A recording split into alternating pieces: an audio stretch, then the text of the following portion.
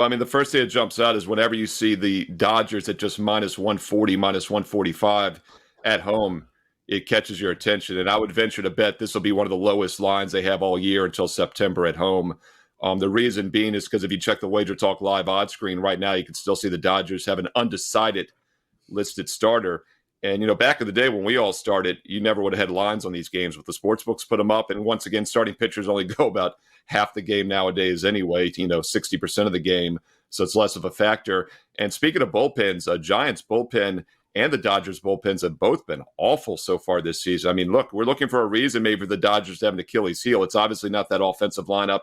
For the most part, it's not the starting pitcher.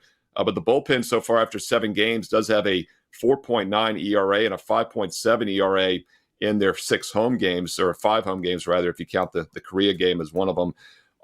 This is a situation in which I think also the Giants are very suspect on offensive. Their offense is okay, but their bullpen is suspect. A 10.0 ERA and a 1.83 whip in 5 games.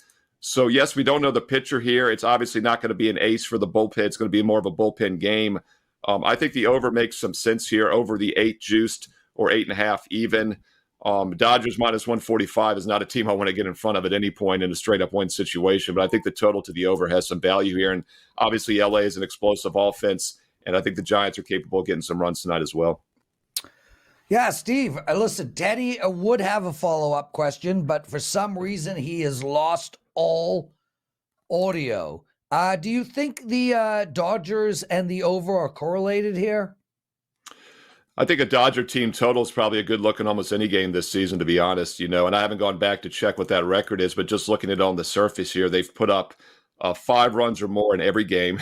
And now half their games they've had exactly 5, but they've had 6 or more in 4 of those 7, 8 or more in 3 of the 7, and 5 or more in all 7. So, yeah, I mean, it's going to be pretty hard to play any game under unless you play the other team under, perhaps. So Dodger team totals over make a lot of sense, and they're going to be a pretty explosive offense. And you just look at some metrics. You can always do left on base plus runs scored and just kind of add them up real quickly.